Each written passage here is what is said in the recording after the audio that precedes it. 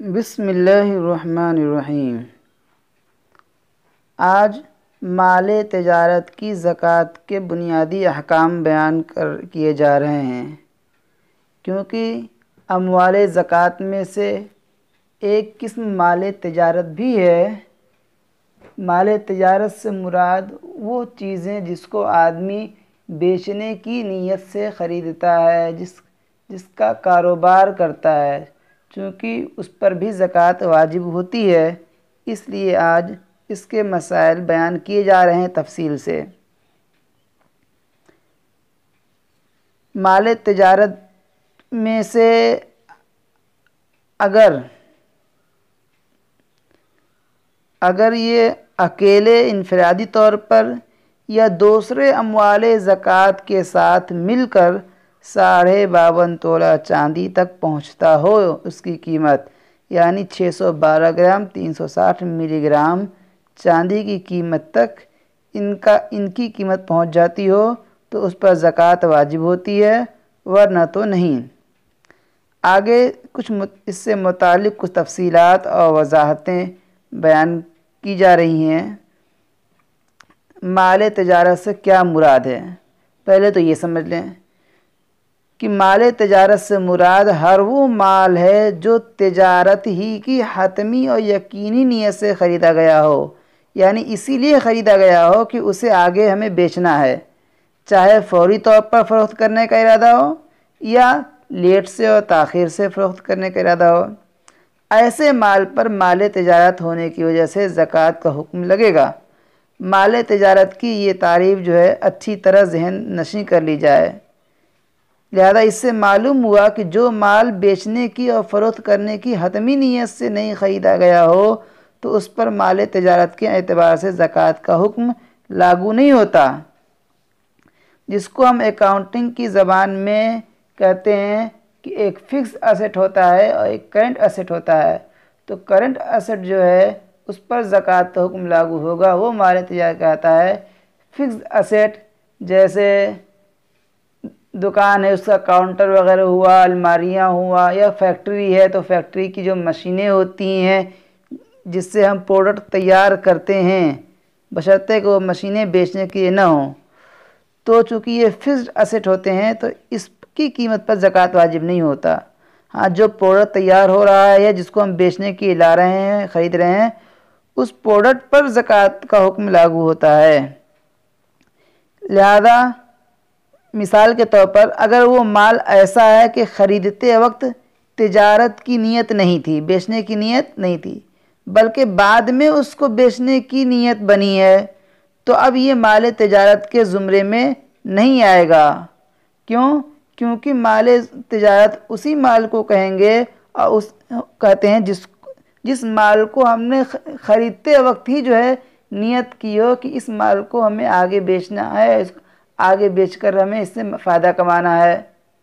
जैसे एक आदमी की अगर कपड़े की दुकान है तो कपड़ा जब भी वो ख़रीद रहा है दुकान के लिए तो इसीलिए ख़रीद रहा है कि इसको हम बेचेंगे।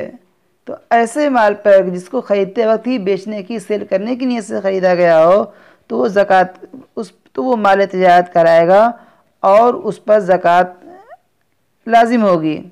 लेकिन जिसको बेचने की नीयत से नहीं ख़रीदा है, जिस तरीके से कपड़े का दुकान वाला आदमी जो अलमारी, काउंटर वगैरह ख़रीद रहा है, इसलिए ख़रीद रहा है ताकि जो हम इस पे जो है इसको बेचना नहीं है, बल्कि इस पे जो है हम काउंटर पे बैठेंगे और अलमारियां जो हैं इस पे कपड़े रखेंगे, तो ऐसे सामान पर जो है ज़कात वाजिब नहीं होती, क्योंकि ये तिजारत के हुक्म में नहीं आएगा। इसी तरीके से अपने पास पहले से मौजूद किसी माल को फ़रोख्त करने का इरादा हो, पहले से कोई माल हमारे पास मौजूद है, वो हम अपने ऐसे यूज़ के लिए अपने लिए ख़रीदे थे, बाद में इरादा हो गया क्या कि इसको बेच दें, तो चूँकि जब हमने उस माल को ख़रीदा था तो उस वक्त चूँकि बेचने की नीयत से नहीं ख़रीदा था, यानी इसको भी माल तिजारत नहीं कहा जा सकता और इस पर भी ज़कात का हुक्म नहीं लगेगा। इसी तरीके से किसी चीज़ को ख़रीदते वक्त तिजारत की नीयत तो न थी, लेकिन ये नीयत थी कि अगर नफ़ा अच्छा खासा बेनिफिट मिल रहा प्रॉफिट तो फ़रोख्त कर देंगे, और अगर वरना नहीं फ़रोख्त करेंगे। तो चूँकि ये भी जो है माल तिजारत के हुक्म में नहीं आएगा, क्योंकि बेचते वक्त जो है यकीनी और हतमी नीयत, ख़रीदते वक्त जो है यकीनी और हतमी नीयत उसकी बेचने के लिए और बिजनेस करने के लिए उस माल की नहीं थी। लिहाजा इन तीनों सूरतों में चूँकि माल तिजारत की तारीफ़ जो है वो सादिक नहीं आती। क्यों? क्योंकि माल तिजारत उसे कहते हैं जिसको हमने हातमी और यकीनी नीयत से बेचने के लिए ही परचेज़ किया हो। लिहाजा ये जो सूरतें बयान की गई ऊपर तीन, ये माल तिजारत में शामिल नहीं होंगे, इसलिए इस पर माल तिजारत के तौर पर ज़कात का हुक्म नहीं लगेगा।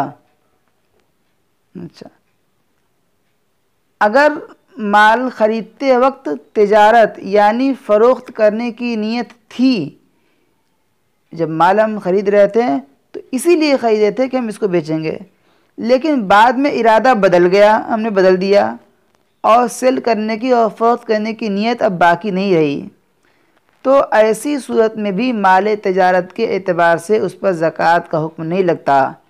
इसी तरह अगर बाद में दोबारा तिजारत की नीयत बन गई फिर, तब भी ये माल तिजारत के हुक्म में दाखिल नहीं होगा। ये सारी तफसील जो है अच्छी तरह जहन नशी कर लेनी चाहिए, क्योंकि इससे नावाकिफ़ियत के नतीजे में माल तिजारत से मुताल्लिक़ ज़कात के मसाइल समझ नहीं आएंगे। ये भी वाज़ेह होना चाहिए कि ज़कात के मामले में जब भी माल तिजारत का ज़िक्र आए तो इससे यही मज़कूरा तफसील मुराद होंगी जो ऊपर बयान की गई हैं। एक बात और ज़हन नशीं रखनी चाहिए कि तिजारत चाहे छोटी सतह की हो या बड़ी सतह की हो, चाहे छोटे लेवल पे हो चाहे बड़े लेवल पे हो, चाहे तिजारत किसी भी छोटी या बड़ी चीज़ की हो, इसी तरह तिजारत चाहे घर में हो या दुकान में हो या फैक्ट्री में हो या दफ्तर वगैरह में हो, हर सूरत में माल तिजारत पर ज़कात का हुक्म लगेगा। इसीलिए तिजारती अशिया की तफसील आगे ज़िक्र करने की ज़रूरत नहीं है, बस ये उसूली बात समझ लेनी चाहिए जो अभी बयान किए हैं। अब रह जाता है कि माल तिजारत की ज़कात में कीमत फ़रोख्त का एतबार है या हमने जिस कीमत पर ख़रीदा है उस कीमत के एतबार से ज़कात निकाली जाएगी। तो पहली बात तो ये याद रखनी चाहिए कि माल तिजारत की ज़कात का हिसाब लगाने और ज़कात की अदायगी करने में कीमत फ़रोख्त का एतबार है, न कि कीमत ख़रीद का। यानी कि हम जिस कीमत पर उसको आगे बेचेंगे उस कीमत के हिसाब से हिसाब लगाकर उस कीमत के हिसाब से हम ज़कात निकालेंगे। वो कीमत हम काउंट नहीं करेंगे जिस कीमत पे हमने जो है परचेज़ किया है। इसलिए कि जब हम बेचेंगे, जैसे एक सी चीज़ हमने 200 रुपये में ख़रीदी है और हमको बेचना है वो 250 रुपये में, तो अब 200 के हिसाब से जो है हम ज़कात नहीं निकालेंगे, बल्कि जितने में हमें बेचना है 250 रुपये में बेचने का इरादा है तो 250 का हिसाब लगा के ज़कात निकालेंगे। क्यों? क्योंकि उसकी मालियत उतनी ही है, क्योंकि हम जब बेचेंगे तो हमारे पास 200 रुपये नहीं आएगा, बल्कि हमारे पास कितना आएगा? 250 रुपये आएगा। इसलिए दुकान, फैक्ट्री वगैरह में मौजूद सारे माल तिजारत का कीमत फ़रोख्त और कीमत सेल के एतबार से हिसाब लगाकर ज़कात अदा करेंगे। दूसरी बात, जो माल तिजारत थोक के हिसाब से फ़रोख्त होता है, यानी आदमी जो होलसेलर है तो उसमें तो थोक के हिसाब से कीमत लगाई जाएगी। अलबत्ता जो माल तिजारत थोक के हिसाब से नहीं सेल किया जाता तो उसमें मुनासिब और एहतियात पर मबनी सूरत यही है कि कुल माल तिजारत में से हर चीज़ की कीमत फ़रोख्त लगाकर हिसाब लगाया जाए। लेकिन अगर हर एक का अलग अलग हिसाब लगाना मुश्किल हो तो यूँ भी दुरुस्त है कि वो तमाम माल तिजारत अगर फ़रोख्त करना चाहें इकट्ठे हम, तो कितनी रकम में फ़रोख्त होगी, मुनासिब रेट, मजबूरी वाली रेट नहीं, तो फिर उस हिसाब से भी ज़कात अदा करना दुरुस्त है। अलबत्ता ऐसी सूरत में बतौर एहतियात कुछ ज़कात बढ़ा दी जाए ताकि मुमकिना कमी का इज़ाला हो सके।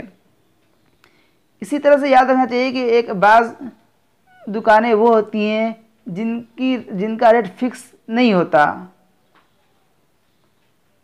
भाई उनका ये होता है कि अगर ग्राहक 200 का मिल गया 200 का दे देंगे, 150 का मिल गया 150 दे देंगे, 175 का आगे 175 दे देंगे। तो ऐसे आदमी किस कीमत का एतबार करेगा? तो फिर इसमें ये बात याद रखनी चाहिए कि वो अक्सर और बेशतर ज़्यादातर जिस रेट पर जो है माल उसके यहाँ से माल जो है बेचता है, वो माल जिस रेट पर अक्सर और बेशतर बिक जाता है उस रेट का हिसाब लगाएगा। और अगर ऐसा नहीं है तो फिर देखो बेहतर तो ये है कि हाई रेट जो वो है जितना ज़्यादा बेचने की वो कोशिश करता है हाई रेट का हिसाब लगाए। लेकिन अगर ऐसा होता है कि नहीं अक्सर दुकानदार जो कस्टमर जो है रेट कम ही करा लेते हैं, तो फिर जो है ये देखेगा कि आम तौर पर जो अक्सर कितने रेट पे हम बेचते हैं उस रेट का हिसाब लगा के ज़कात निकालेगा। और अगर ये भी कभी ज़्यादा कभी कम होता रहता है तो फिर जो औसत दर्जे का है यानी मीडियम रेट लगाएगा और उस हिसाब से जो है ज़कात निकालेगा। अब ज़रा तफसील सुन रहे हैं कि फैक्ट्री की किन किन चीज़ों पर ज़कात है। तो फैक्ट्री के दर्ज झेल उमूर पर ज़कात वाजिब होती है। उनमें से एक तो है ख़ाम माल यानी रॉ मटेरियल, इस पर ज़कात वाजिब होगी। नंबर 2 तैयारी के मराहिल यानी वर्क इन प्रोसेस से गुज़रने वाला माल। नंबर 3 तैयार माल यानी मसनूआत जो हैं फिनिश गुड या प्रोडक्ट। नंबर 4 मसनूआत की तैयारी के दौरान प्रोडक्ट की तैयारी के दौरान ख़राब या बेकार हो जाने वाला माल जिसे वेस्ट प्रोडक्ट कहते हैं, इस पर भी ज़कात वाजिब होगी। लेकिन कब इस पर ज़कात वाजिब होगी? जब इसको हमें आगे बेचने की नीयत हो। अगर वेस्ट प्रोडक्ट को बेचने की नीयत नहीं है हमें तो फिर अगर फेंकने की नीयत है तो फिर ज़कात वाजिब नहीं होगी। लेकिन अगर बेचने की नीयत है कि हम इसे बेचेंगे तो जिस कीमत पर वो बिकता है उस हिसाब से ज़कात लगाकर 2.5% ज़कात निकाली जाएगी। इसी तरह नंबर 5 वो माल जिसमें तैयार शुदा माल पैक किया जाता है तो उस पैकिंग के सामान पर भी ज़कात वाजिब होगी उसके रेट के हिसाब से। अच्छा, तैयार माल से मुतालिक तो ये बात वाज़ेह है कि इसकी ज़कात कीमत फ़रोख्त और कीमत सेल के एतबार से होगी। यानी जिस कीमत पर और जिस रेट पे हमें आगे इसे सेल करना है उस कीमत का हिसाब लगाकर ज़कात निकाली जाएगी। अलबत्ता जो कच्चा माल है या तैयारी के वर्क इन प्रोसेस में जो माल है गुज़र रहा है और इसी तरह ख़राब या बेकार हो जाने वाले माल की ज़कात अदा करते वक्त उसकी मौजूदा कीमत यानी वर्क और प्रोसेस में जब है या कच्चा माल है तो हम कच्चा माल जब है तो कच्चे माल को अगर हम बेचेंगे अभी तो उस वक्त ये कितने रेट में बिकेगा तो उस रेट का हिसाब करके ज़कात अदा की जाएगी। तो यही मतलब है कि मौजूदा कीमत का एतबार होगा कि उसको फ़रोख्त करने से जो कीमत हासिल होगी उसी हिसाब से ज़कात अदा की जाएगी। गोया कि इन सूरतों में कीमत फ़रोख्त यानी कीमत सेल ही का एतबार हुआ। अच्छा, फैक्ट्री में कुछ और चीज़ें होती हैं जिन पर ज़कात वाजिब नहीं होती, जिसको हम पहले बयान कर चुके, जिसको हम टैली और अकाउंटिंग के ज़बान में फिक्स्ड एसेट कहते हैं। मिसाल के तौर पर प्लांट हुआ, इसी तरीके से मशीनरी यानी माल बनाने में इस्तेमाल होने वाले आलात और मशीनें वगैरह जो होती हैं, इसी तरीके से इमारत बिल्डिंग जो है फैक्ट्री की, इन सब पे भी ज़कात वाजिब नहीं होती बशर्ते कि ये बेचने की नीयत से न हो। इसी तरीके से ख़राब माल या बेकार माल जिसे बेचने की नीयत न हो, अगर बेचने की नीयत हो जाएगी कि जो माल हमारा ख़राब हो जाता है वेस्ट हो जाता है उसको हम वेस्ट प्रोडक्ट को भी जो है हम बेचते हैं तो फिर उस पर जो उसी कीमत के एतबार से ज़कात वाजिब होगी। लेकिन बेचने की नीयत ना हो बल्कि ऐसे ही फेंक देने की नीयत हो तो फिर ज़कात वाजिब नहीं होती, क्योंकि ये जो है माल तिजारत नहीं रहा। इसी तरीके से माल तिजारत रखने की अलमारियाँ और शोकेस वगैरह जो होते हैं, शोकेस, इस पे भी ज़कात वाजिब नहीं होती। इसी तरीके से फर्नीचर है, इसी तरह वो तमाम चीज़ें जो कि माल तिजारत के ज़ुमरे में नहीं आती तो उन पर ज़कात वाजिब नहीं होती है। इसी तरह ये भी वाज़ेह है कि फैक्ट्री के अलावा दीगर कारोबारी मराकिज़ का भी यही हुक्म है कि माल तिजारत के अलावा दीगर चीज़ों पर ज़कात वाजिब नहीं होती। जैसे प्रिंटिंग का काम करने वाले जो हैं उनके पास जो प्रिंटिंग प्रेस है, इसी तरह दर्जी का काम करने वाले को जो दर्जी की जो मशीनें हैं, इसी तरह जो सामान रखने के लिए हमने अलमारियाँ और फर्नीचर रख लिए, या इसी तरीके से जो है हमारे जो औजार वगैरह होते हैं अपना माल और प्रोडक्ट बनाने के लिए, इसी तरीके से लोडिंग यानी नकल व हरकत के लिए माल ले जाने और लाने के लिए के काम के आने वाली जो गाड़ियां हमने रख रखी हैं, और इसी तरीके से और भी मशीनरी वगैरह हैं, तो इन सब चीज़ों पर ज़कात वाजिब नहीं होती। इसी तरीके टेंट और डेकोरेशन का सामान, इस पर भी ज़कात वाजिब नहीं होती। हाँ, लेकिन अगर इन्हीं सब चीज़ों की अगर हम बिजनेस करते हैं, सेल करते हैं, यानी इनको खुद बजाते खुद बेचते हैं, तो फिर तो इनकी कीमत में ज़कात वाजिब होगी। लेकिन अगर हम बेच नहीं, जैसे आदमी हो गया लोडिंग वगैरह के ट्रांसपोर्ट वाले, तो ट्रांसपोर्ट जो गाड़ियाँ अपनी रखती हैं उन गाड़ियों को चूँकि ये बेचते नहीं हैं, लिहाजा इन गाड़ियों की कीमत पर ज़कात वाजिब नहीं होगी। हाँ, इनके किराए से जो कीमत हासिल होती है, नफ़ा हासिल होता है, उस नफ़े पर साल गुजरने के जो है 2.5% ज़कात वाजिब होती है।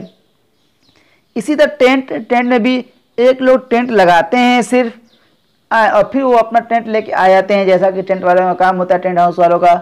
तो चूँकि ये टेंट का सामान बेचते नहीं हैं तो लिहाजा इनके सामान पर ज़कात वाजिब नहीं होगी। हाँ, उससे जो आमदनी आएगी तो जब साल पूरा होगा तो साल के जब पूरा होगा तो उसे देखेंगे कि कितनी जो नफ़ा वगैरह हमारे पास पैसा है पूरा टोटल, उसका जो 2.5% ज़कात निकालेंगे। लेकिन अगर ये टेंट का सामान कोई बेचता हो, सेल करता हो, जैसे होलसेलर होते हैं जो टेंट वालों को, तो फिर वो जो माल तिजारत हो गया और उस पर ज़कात वाजिब होगी। उम्मीद है कि आपको बात समझ में आ रही होगी। अब रह गया मसला शेयर्स पर ज़कात का हुक्म, कि आजकल शेयर का भी बड़ा चलन है। तो इसमें तो उलमा हज़रात ने बाद शराइत के साथ शेयर्स की ख़रीदो फरोख्त की इजाज़त दी है। जहाँ तक शेयर्स पर ज़कात वाजिब होने का मसला है तो इसकी 2 सूरतें बनती हैं। नंबर 1, अगर शेयर्स आगे फ़रोख्त करने यानी कैपिटल गेन ही की नीयत से ख़रीदे गए हों तो ऐसी सूरत में ज़कात वाले दिन देखे जाएगा कि इसकी जो है क्या कीमत है, कीमत फ़रोख्त के एतबार से उन पर ज़कात का हुक्म लगेगा।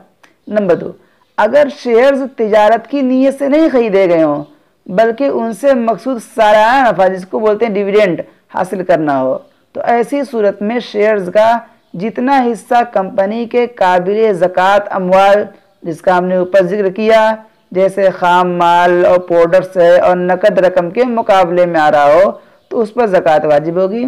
और जो जितना हिस्सा कंपनी के नाकाबिल ज़कात असासों पर, यानी उन असासों पर जो है उन असेट पर के मुकाबले में आ रहा है जिन पर ज़कात वाजिब नहीं होती है, जैसे कंपनी की बिल्डिंग है और मशीनरी वगैरह वगैरह है कंपनी के, जिसके ज़रिए से वो अपना प्रोडक्ट तैयार करती है, तो भी उस पर ज़कात वाजिब नहीं होगी। लेकिन अगर ये मालूम करना मुश्किल हो कि कितना हिस्सा किसके मुकाबले में आ रहा है तो फिर एहतियातन जो है सबकी ज़कात अदा कर देनी चाहिए। अब मसला आता है कि मुश्तरका कारोबार, जो पार्टनरशिप में जो है 2-4 लोग मिल के जो बिजनेस करते हैं, तो अब इसमें ज़कात का क्या मसला होगा। तो पहली बात तो ये कि मुश्तरका कारोबार में सरमाया यानी असल रकम जो है और नफ़ा के तनासुब से ज़कात अदा की जाएगी कि शुरका में, पार्टनर्स में से हर एक का जितना सरमाया और नफ़ा है तो उसी हिसाब से हर एक पर ज़कात का हुक्म लगेगा। ऐसा नहीं है कि सिर्फ एक आदमी ज़कात अदा करे तो नहीं हो जाए, नहीं, बल्कि हर एक का लगेगा। नंबर 2 होता है मुजारबत, जिसको शरीयत में बोलते हैं। मुजारबत किसको बोलते हैं? यानी वो कारोबार जिसमें एक शरीक का, एक पार्टनर का तो माल लगा, एक पार्टनर ने अपना माल पैसा लगाया है और दूसरे शरीक की और दूसरे पार्टनर की मेहनत हो रही है कि हम पैसा लगा रहे हैं लेकिन तुम्हें जो है कुछ लगा, तुम जो है कारोबार करो, मेहनत करो और उसको उसके एवज जो है मेहनत के एवज में नफ़ा मिलता है। तो ऐसी सूरत में असल मालिक पर तो सरमाया की ज़कात का हुक्म भी लागू होगा और जिस कदर नफ़ा उसके हिस्से में आएगा उसको भी ज़कात में शुमार किया जाएगा। जबकि दूसरे शरीक पर जो है, दूसरे पार्टनर्स पर सिर्फ उसके नफ़े के एतबार से ज़कात का हुक्म लगेगा। अच्छा, यहाँ एक बात और जहन में रखनी चाहिए कि ये जो ज़कात का हुक्म है ये साल में एक मरतबा वाजिब होता है। ये तनख्वाह, बाद लोग ये कहते हैं कि भाई हर महीने तनख्वाह मिलती है तो तनख्वाह पर जो है अपनी ज़कात निकालते हैं। ये सही नहीं है, तनख्वाह पे ज़कात नहीं निकालनी है कि है, बल्कि ये देखना है कि आप जिस तारीख को एक मरतबा साहिब निसाब बन गए, यानी 612 ग्राम 360 मिलीग्राम चांदी की जो कीमत बनती है उतनी कीमत आपके पास आ गया, पैसा या सोने की शक्ल में या चांदी की शक्ल में या बिजनेस की शक्ल में आ गया। अब उस तारीख को आप नोट कर लें। अब अगले साल जो है वो जब वो तारीख आएगी तो उस तारीख में देख लें कि आपके पास कितने की मालियत है इस वक्त मौजूद। जितना मौजूद हो उसका जो 2.5% ज़कात निकलेगी। बीच के सालों में जो माल घटा बटा या जो आपने खा लिया, पी लिया, उड़ा दिया, खर्च कर दिया, उसका हिसाब नहीं लगाना है और उस पर ज़कात वाजिब नहीं है। इसलिए तनख्वाह के हर महीने की तनख्वाह पर ज़कात वाजिब नहीं होती, बल्कि सालाना जो बचत होता है उस पर ज़कात वाजिब होती है। अच्छा, अब शिरकत और मुजारबत यानी पार्टनरशिप की बहस चली थी। जैसे इसमें भी ये वाज़ेह रहना चाहिए कि शिरकत और मुजारबत जैसे मुश्तरका कारोबार में जिस कदर सरमाया से माल तिजारत ख़रीदा गया है सिर्फ उसी पर ज़कात वाजिब होगी। इसलिए अगर असल सरमाया से माल तिजारत के अलावा नाकाबिल ज़कात चीज़ें भी ख़रीदी हैं, जैसे आदमी ने 10 लाख रुपए लगाया, 10 लाख रुपए में से उसने 5 लाख तो सामान ख़रीदा ऐसा जिस पर ज़कात वाजिब है, जिसको बेचना है, और 5 लाख में उसने दुकान ख़रीदा, उसमें अलमारियां लगाई और मशीनें वगैरह ख़रीदी हैं, लगाई, और जो भी उसमें डेंटिंग पेंटिंग की है, तो ये जो है इन पर ज़कात वाजिब नहीं होगी असल मालिक पर। वो जितने का वो सामान बेचने वाला ख़रीदा है सेल करने के लिए, जिस चीज़ का वो कारोबार कर रहा है, जिसकी तारीफ पीछे बयान की जा चुकी है, उस पर ज़कात वाजिब होगी। लिहाजा 10 लाख में से अगर 5 लाख का सामान उसने दुकान का ख़रीदा है तो उस 5 लाख पर ज़कात वाजिब होगी। हाँ, जो 5 लाख दुकान को ख़रीदने में और इसी तरह अलमारी और मशीन वगैरह ख़रीदने में लगाई गई है उस पर ज़कात वाजिब नहीं होगी। और इसकी तफसील पहले बयान कर चुके हैं। अब रह गया कि कारोबार की ज़कात किस तरह अदा की जाए।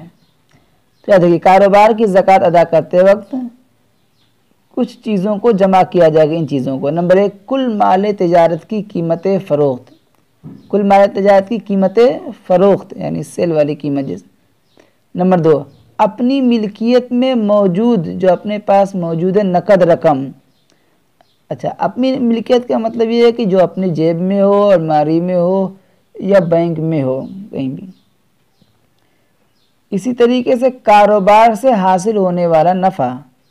नंबर 4, लोगों के ज़िम्मा उधार रकम जिसके मिलने की उम्मीद हो, यानी हम माल अपना उधार बेच रहे हैं तो चूँकि जो उधार ले जा रहा है उसके मिलने की उम्मीद है, तो जितना उधार है उसको अभी हिसाब लगाएंगे, भले ताख़ीरी से क्यों ना मिलने की उम्मीद हो, लेकिन अगर उसके मिलने की उम्मीद है तो उसका भी हिसाब लगाकर ज़कात नहीं। इन चारों अम्वाल को जमा करके उनमें से अपने ज़िम्मे जो उधार है, अब कुछ लोगों से हमने भी माल ख़रीदा होगा उधार और वाजिब अदा रकम, तो इन अपने ज़िम्मे जो हमारा जो उधार है हम पर है उसको जो माइनस कर लेंगे, मिन्हा कर दिया जाएगा, तो जो बाकी बचने वाली रकम अगर 52.5 तोला चांदी तक पहुंचती है तो ज़कात वाजिब होगी, वरना तो नहीं। मिसाल के तौर पर हमने ऊपर में सारी चीज़ों को हमने जोड़ा, जो हमने दूसरों को उधार दे रखा उसको भी जोड़ा। अब उसको जोड़ने के बाद पता चल रहा कि हमारे पास मिसाल के तौर पर 1.5 लाख रुपए बन रहा, लेकिन हमारा भी पार्टी का जो है हमारे ऊपर भी कर्जा है, कम से कम जो है मान लीजिए 50,000 रुपये का कर्जा है। तो अब हम जो है जैसे हम जो दूसरे को कर्जा दे रखें, उधार देखें, उस माल को तो हम उस कर्जे को जोड़ के हिसाब लगाएंगे तो 1.5 लाख बन रहा है, लेकिन जो है 60-70 हज़ार जो है हमारे ऊपर कर्जा है पार्टी का, जहाँ से हम माल ख़रीदते हैं या किसी और तरीके से हमने उधार ले रखा है, हंगामी ज़रूरत के लिए, इमरजेंसी ज़रूरत के लिए ले रखा है। तो अब हम वो उधार चूँकि दूसरे का हमारे ऊपर कर्जा है तो उसको माइनस करेंगे और माइनस करके जितना पैसा बच रहा है उतना ज़कात निकालेंगे। मिसाल हमने दी थी कि कुल हिसाब हमने लगाया तो 1.5 लाख रुपए पड़ रहा है, लेकिन उसमें से 50,000 रुपये हमें दूसरों को देने हैं जो हमारे ऊपर उधार हैं, तो हम 50,000 रुपये माइनस करेंगे 1.5 लाख में से। अब बचा 1 लाख, तो 1 लाख पे जो है 2.5% यानी 40वां हिस्सा कर लीजिए या 2.5% कर लीजिए, दोनों एक ही चीज़ है। तो अब उसका 2.5% जो है ज़कात निकाली जाएगी। अच्छा, एक बात और ध्यान में रखें कि चूँकि बड़ी सतह के बड़े पैमाने की जो बिजनेस होती हैं उससे मुतालिक चूँकि ज़कात के मसाइल ज़रा पेचीदा होते हैं, इसलिए इसकी तफसील के लिए आप अपने यहाँ के अहले इल्म हज़रात से और मुफ्तियान कराम से रुजू फरमा लिया करें। अब आगे हम मसला बयान करते हैं किराए पर दी हुई चीज़ों पर ज़कात वाजिब होने का हुक्म। कि जो चीज़ें किराए पर दी जाती हों, जैसे दुकान, मकान, गाड़ी, ट्रॉली, बर्तन, लाइटें, टेंट का सामान वगैरह, तो इन पर ज़कात का हुक्म नहीं लगता। अलबत्ता इनसे जो कमाई हासिल होती है, जो आमदनी हासिल होती है, उन पर ज़कात का हुक्म लगेगा, क्योंकि ये काबिल ज़कात अमवाल में से नहीं है ये सामान, बल्कि आमदनी काबिल ज़कात में से है। अब हो गया खिदमात फराहम करने वाली कंपनियों से मुतालिक ज़कात का हुक्म। खिदमात यानी सर्विसेज, जो कंपनियां सर्विसेज का काम करती हैं, सर्विसेज देती हैं, तो सर्विसेज फराहम करने वाली कंपनियों के पास माल तजारत तो होता नहीं, बल्कि वो तो खिदमात फराहम करती हैं, सर्विस देती हैं, तो जिन पर उन्हें नफ़ा मिलता है, इसलिए उनकी आमदनी पर ज़कात का हुक्म लगेगा।